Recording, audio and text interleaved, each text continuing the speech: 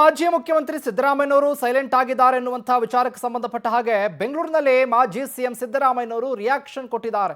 ನಾನು ಯಾಕೆ ಸೈಲೆಂಟ್ ಆಗಿದ್ದೀನಿ, ಇಲ್ಲ ಆರಾಮಾಗಿದ್ದೀನಿ ಅಂತ. ಸೈಲೆಂಟ್ ಆಗಿಲ್ಲ, ನಾನು ಜಾಸ್ತಿ ಮಾತನಾಡೋದಿಲ್ಲ ಅಷ್ಟೇ,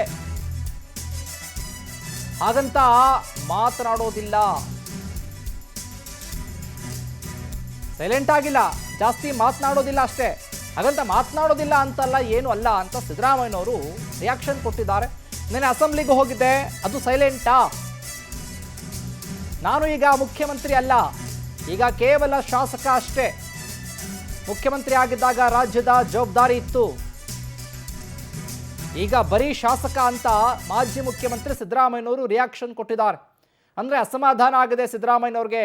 ಅಂದರೆ ಖಾತೆ ಹಂಚಿಕೆ ವಿಚಾರದಲ್ಲೂ ಕೂಡ ಸಿದ್ದರಾಮಯ್ಯನವರ ಮಾತು ಕೇಳಿಲ್ಲ, ಸಿದ್ದರಾಮಯ್ಯ ಅವರು ಹೇಳ್ದವ್ರಿಗೆ ಕೊಟ್ಟಿಲ್ಲ. ಇದರ ಜೊತೆಗೆ ಸದನದಲ್ಲೂ ಕೂಡ ಕಾಣಿಸ್ಕೊಂಡಿರಲ್ಲ. ಮೊದಲ ದಿನದ ಮುಂಗಾರು ಅಧಿವೇಶನದಲ್ಲೂ ಕೂಡ ಸಿದ್ದರಾಮಯ್ಯವರು ಗೈರ ಆಗಿದ್ರು. ಇಲ್ಲೊಂದು ಕಡೆ ನೇರವಾಗಿ ಸಿದ್ದರಾಮಯ್ಯವ್ರಿಗೆ ಹೈಕಮಾಂಡ್ ನಡೆ ವಿಚಾರವಾಗಿ ಅಸಮಾಧಾನ ಇತ್ತು ಅಂತ ಹೇಳಲಾಗ್ತಾ ಇತ್ತಲ್ಲ.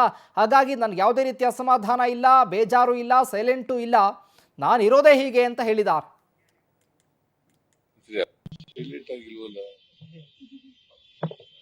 ಮಾತಾಡಲ್ಲ ಜಾಸ್ತಿ ಅಷ್ಟೇ, ಹಾಗಂತೇಳಿ ಸೈಲೆಂಟ್ ಆಗಿದ್ದೀನಿ ಅಂತಲ್ಲ.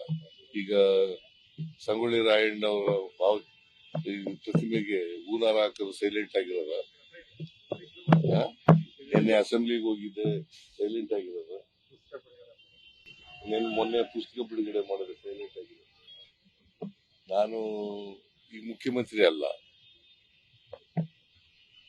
ಮುಖ್ಯಮಂತ್ರಿ ಅಲ್ಲದೆ ಇರೋದ್ರಿಂದ ಮುಖ್ಯಮಂತ್ರಿ ಆಗಿದ್ದಾಗ ಈ ರಾಜ್ಯದ ಜವಾಬ್ದಾರಿ ಇತ್ತು, ಈಗ ಜವಾಬ್ದಾರಿ ಇಲ್ಲ. ಶಾಸಕ ಬರೀ ನಾನು ಶಾಸಕ, ಸೈಲೆಂಟ್ ಆಗಿಲ್ವ?